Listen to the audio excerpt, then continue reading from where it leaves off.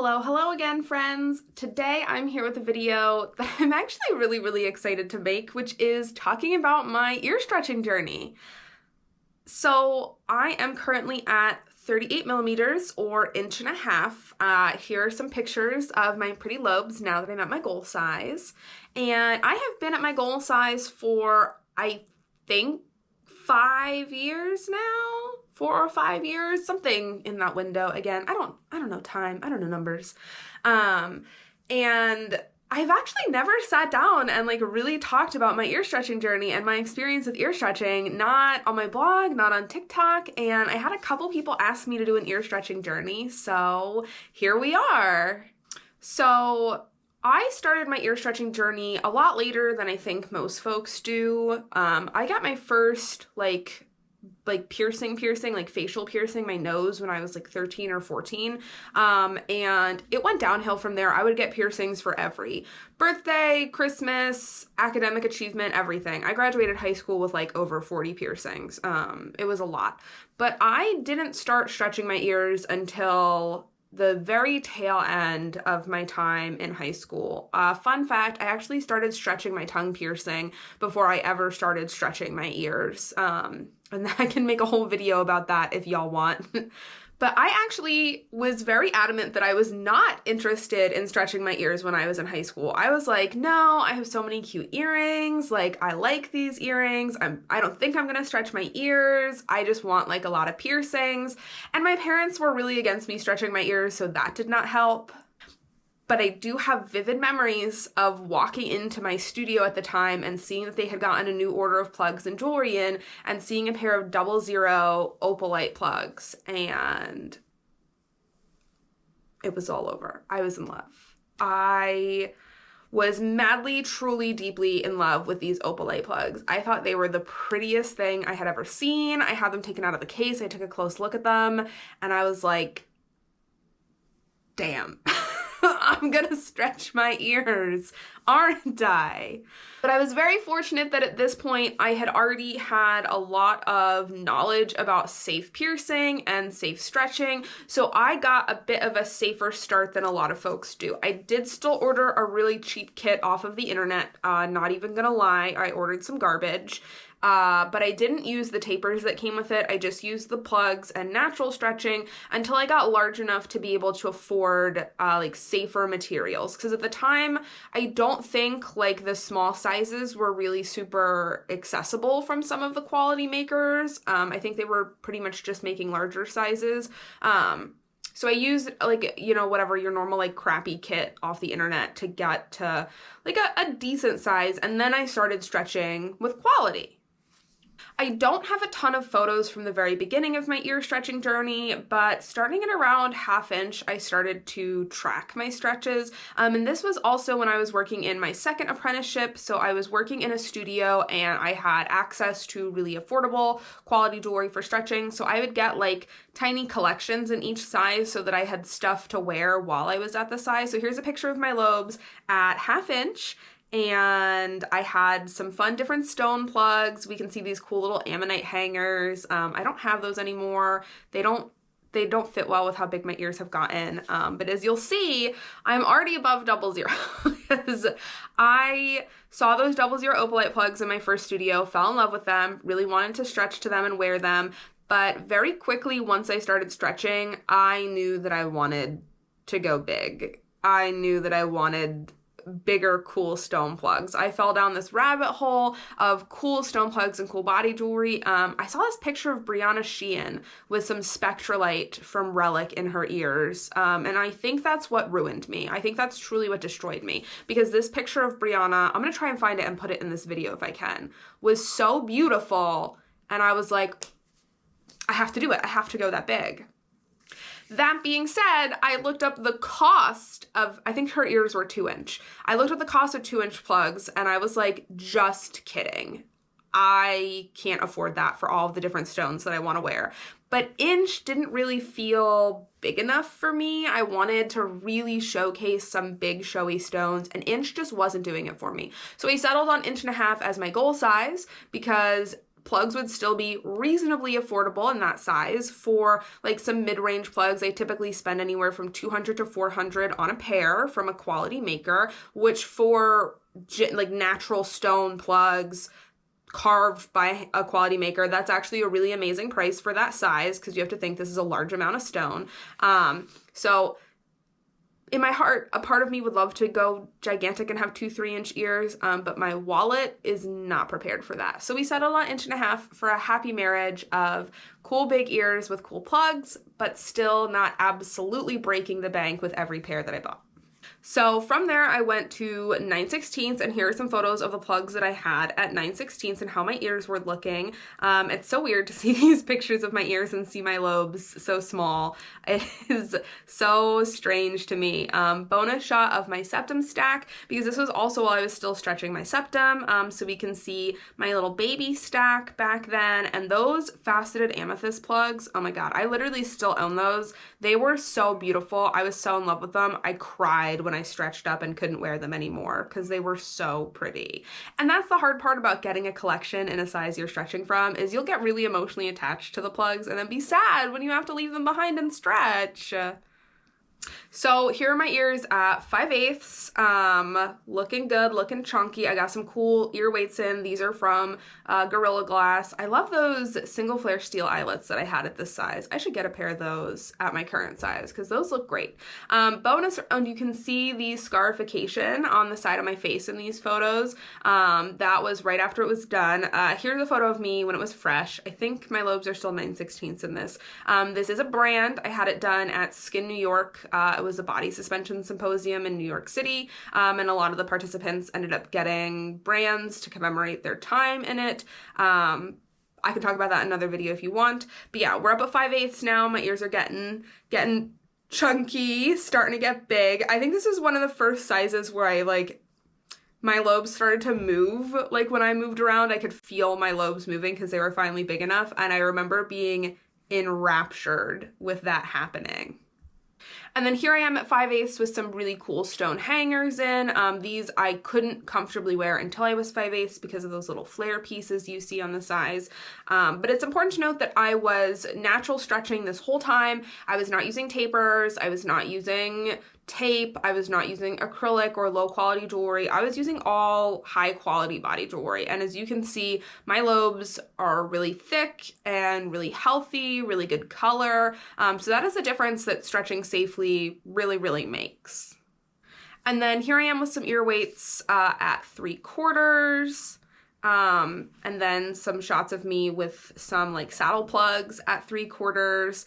I didn't document like every in-between size because at a lot of those I just got like a single pair of like plain clear glass plugs because they were the cheapest thing. So they weren't very fun for pictures, but I tried to have like some fun stuff at each like milestone size. So here I am at 3/4. I'm wearing some saddle spreaders from Diablo, super comfy. I also no longer own these because they were too small for my ears. But yeah, starting to get big.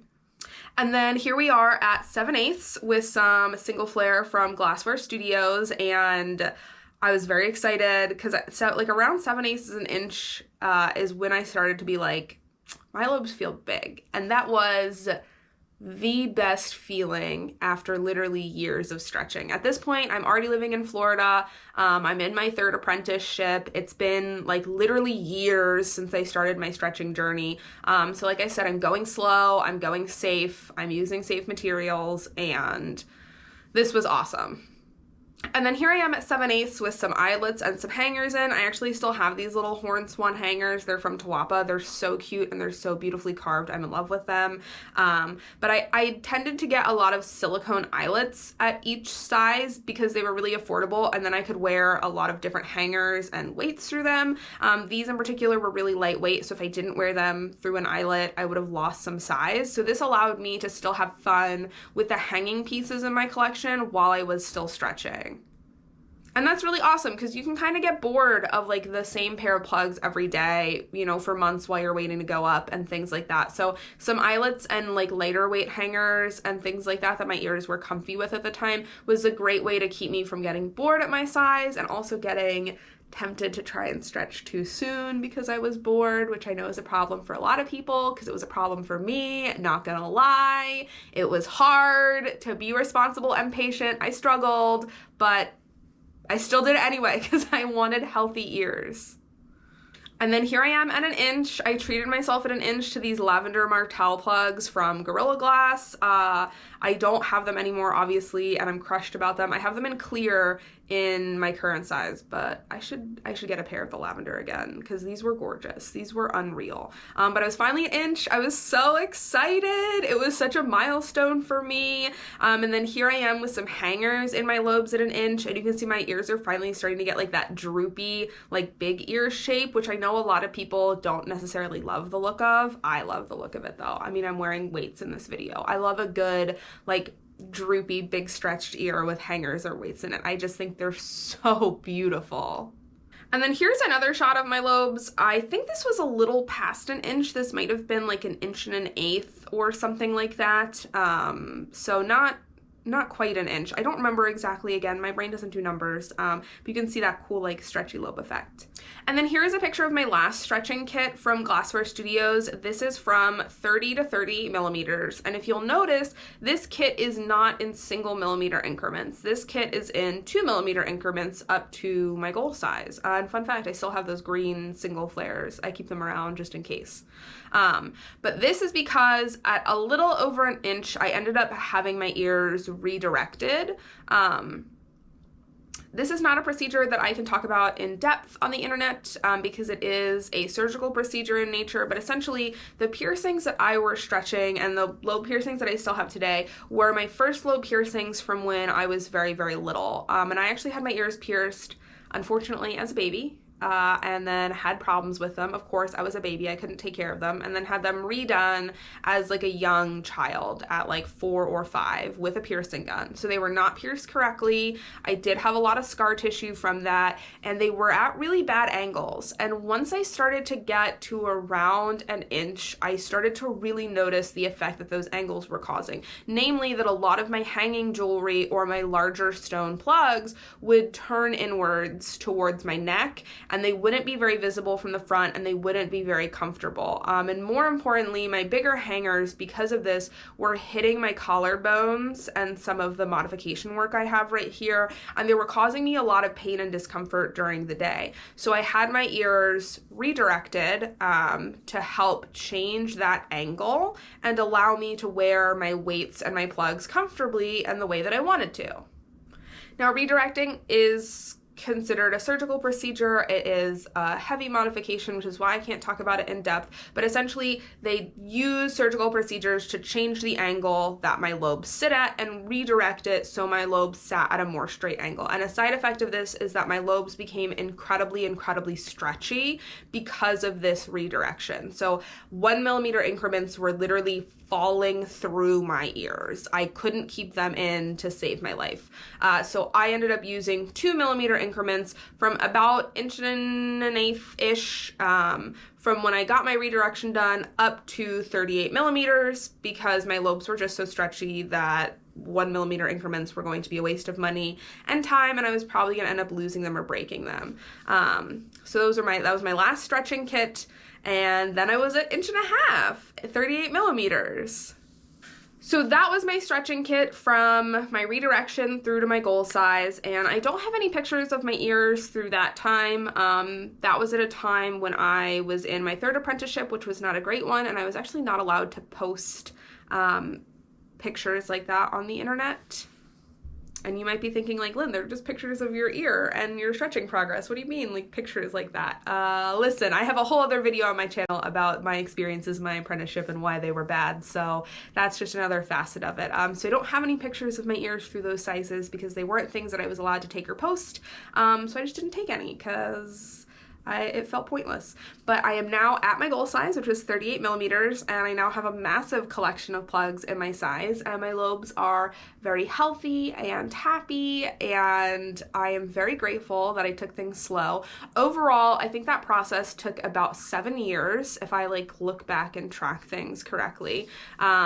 And so this is what I mean when I talk about like stretching slowly and stretching safely and healthily. I am now at my goal size. I'm able to wear very heavy weights and hanging designs without any issues or any discomfort. I'm able to wear lots of different really beautiful big stone plugs, things with bigger front flares without it causing any issues for my ears. And I don't think that would have been the case if I had stretched unsafely and skipped sizes and used tapers and maybe have potentially blown out my ears or dealt with excess scarring. Now, something that is worth noting, and I can't believe I'm about to do this on my YouTube channel and show this to everyone, is that I did stretch piercings that were done when I was younger with a piercing gun, and those were piercings that were crooked and did have scar tissue and caused issues, and my redirection did help a lot with that and did fix a lot with that. However, because I stretched piercing gun piercings and because they were not the best piercings, my lobes don't always look the way I would like all the time. And this is actually really hard for me. This is not something that I've ever like talked about openly or publicly or shown people. But because I stretched piercing and piercings and did have to have a redirection, I do have some extra scar tissue on my lobes that I used to be pretty insecure about. So I'm just gonna go ahead and show y'all. You can see this like extra lip of tissue here. And you can see it's a healthy color, you can see it's a healthy texture and consistency, but it doesn't look the nicest. And this is there. I've had this my whole life from my piercing gun piercings. There has always been like a bump on the back of my ear, even when I was very young, and it made changing jewelry and wearing hoops in certain styles really difficult and really uncomfortable. And I've had that scar tissue my whole life from being pierced with a piercing gun. And so as I stretched my ears, I stretched that scar tissue as well. And after the redirection, the angles improved on my piercings, but this little bit used to be smaller and more hidden. And from the redirection and some of the healing from that, the way my lobes now sit, it's a lot more visibly obvious, and you see it a lot more from the front. You can see it right there. And I'm not as insecure about it these days. I have come to terms with the fact that I did not have any choice over having my ears pierced with a gun, and when I was 16 or 17 and I started stretching, large gauge lobe piercings weren't really something that was talked about. It wasn't something that I was aware of existing, and I don't know that it would have changed the amount of scarring that I had on my ears too much. So now I am an adult and my ears are at my goal size and I have that scar tissue there, and it's just something that I have to live with. And this is my way of trying to be vulnerable and also say that if you have scar tissue like this because you stretched your ears with a piercing gun, or even if you have scar tissue or blowouts from stretching your ears incorrectly when you were younger, that it's okay. And you don't have to be ashamed of it or feel bad about it or feel embarrassed about it, because it happens. And as long as your ears are healthy and happy and you are at your goal size and you're enjoying them, it's totally okay. And if I'm being honest, when I'm wearing ear weights or plugs, you really cannot tell that I have that scarring there. And it's really just on this ear. This ear does not really have it. So that is a peek at my ear stretching journey and all of these fun pictures from all of my sizes, between my tiny little baby first lobe piercings all the way up to my current 38mm ears. And also just a good look at what a safe stretching journey looks like and the sizes that I went through and the time that it took and all of that stuff. So I hope you enjoyed this, and if you like the content I've been putting out and if you like this video, please hit like and subscribe. And if you want to see me talk more about ear stretching or about other stretching journeys I've had, maybe with my septum or my stretched tongue piercing, let me know in the comments down below. And have a wonderful day. Hopefully we hang out again soon.